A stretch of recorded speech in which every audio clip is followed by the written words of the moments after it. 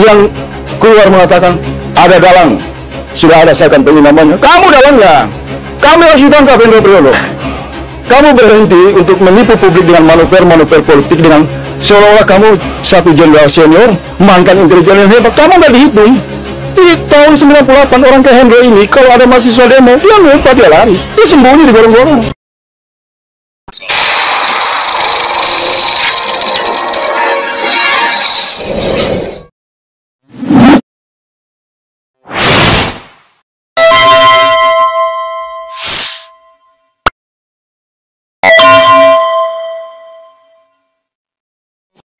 Assalamualaikum warahmatullahi wabarakatuh. Pemirsa, di balik revolusi ini, ya, teriakan-teriakan revolusi yang bergema di berbagai daerah disuarakan secara lantang oleh kelompok ojol dan mahasiswa karena melihat situasi yang memburuk dalam pemerintahan Jokowi sama Prabowo ini. Tiba-tiba ada si kakek tua ini ngaku, aku udah tahu namanya, udah saya kantongi namanya, katanya begitu kan?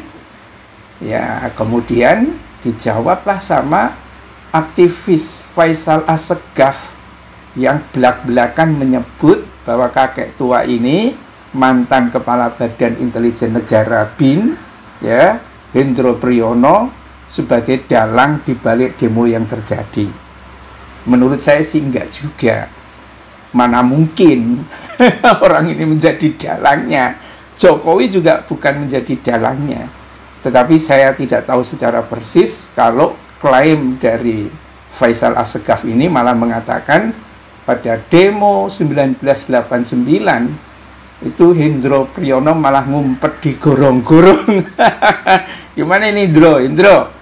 Digitukan sama Faisal Assegaf, ya, ente tidak dianggap sama sekali, walaupun mungkin di kalangan polisi, di kalangan tentara dianggap, tapi di mata aktivis itu nggak dianggap, malah ngumpet di gorong-gorong. Itu sama juga seperti Luhut, kan garangnya bukan main kepada rakyat yang di Indonesia ini, tetapi di mata Sanana Gusmao pada saat perang Fretilin dulu, ya, gerakan Timur Merdeka, Luhut itu kabur, ngacir, nggak berani perang di sana. Benar nggak itu Luhut apa yang dikatakan oleh Sanana Gusmao, mantan presiden Timur itu, ya. Nah ini itu juga, wah, dalangnya asing, menggerakkan kaki tangannya. Gundulmu itu dalangnya asing. Jadi begini pemirsa, kalau demo dalam skala yang masif seperti ini, sebetulnya tidak ada dalangnya. Kalau yang disebut sebagai dalang itu adalah kemarahan publik yang sangat luas. Kemarahan publik yang sangat luas karena situasi, terutama situasi ekonomi yang merata, ya, menghantam kehidupan rakyat di seluruh Indonesia ini, ya.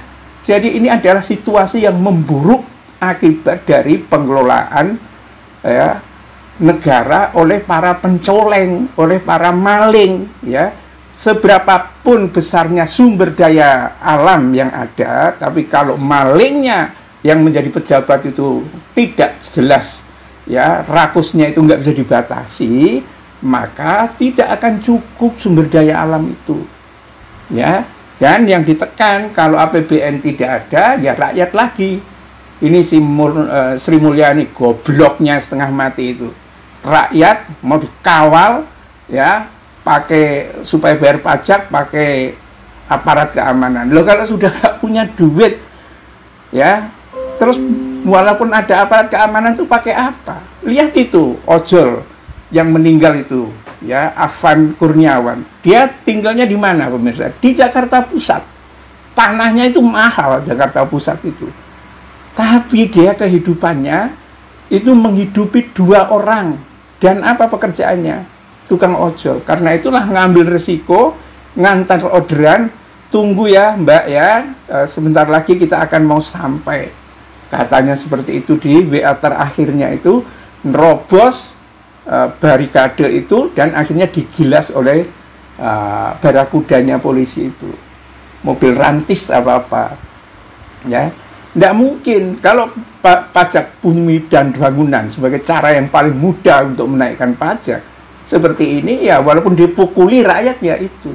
Dan inilah yang akhirnya membakar begitu ada pemantik kecil, trigger ya, anggota DPR-nya lonjak-lonjak, ya sudah ibaratnya seperti kolam minyak ya, ada korek api sedang dinyalakan, orang ngerokok jatuh ke kolam itu ya langsung membakar, tidak ada lain.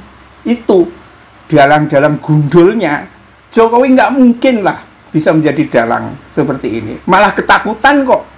Kalau dia dalangnya, nggak mungkin dia ketakutan. Sampai akhirnya kan rumah-rumahnya katanya dijaga sama polisi, sama tentara.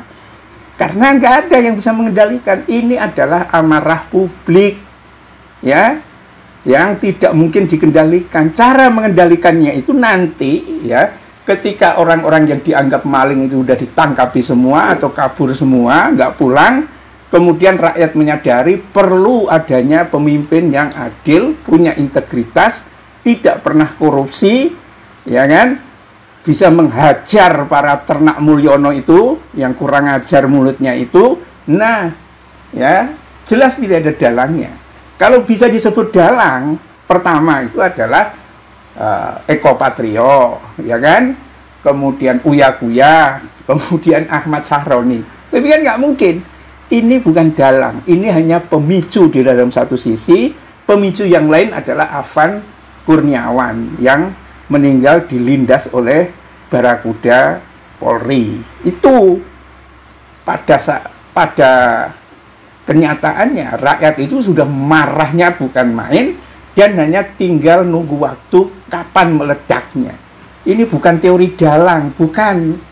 Ini walaupun BIN dan lain sebagainya nggak mampu menganalisis tentang situasi yang ada di Indonesia saat ini. Sama seperti kehidupan yang ada di Perancis pada revolusi Perancis dulu. Dalangnya itu apa? Kemiskinan rakyat. Ya. Dan akhirnya orang kan sekarang menunjuk semua. Apa yang dikatakan Prabowo itu sudah nggak ada yang percaya. Siapa yang percaya kalau dia ngomong di di X, siapa yang percaya? Enggak. Bahkan dia menyampaikan duka cita saja dipersoalkan. Karena miskinnya rakyat ini juga salah satunya yang buat adalah kebijakan Prabowo. Coba bayangkan, saat rakyat demo menjerit, dia malah bagi-bagi penghargaan bintang Mahaputra ya kepada orang yang dianggap sebagai maling, koruptor, maling, dikasih bintang Mahaputra. Jadi itu ya, nggak mungkin juga Jokowi plonga-plongo kayak begitu menjadi dalang. Termasuk tidak mungkin Luhut bisa menjadi dalang. Dalangnya adalah karena begitu banyak maling, situasi yang ada di Indonesia menjadi panas, dan begitu ada percikan api, ya, itu akan meledak. Itu sama seperti teori kepakan kupu-kupu, ya, yang mendapatkan jalur untuk sampai kepada terbakarnya hutan belantara. Billahi taufiq wal hidayah. Assalamualaikum warahmatullahi wabarakatuh.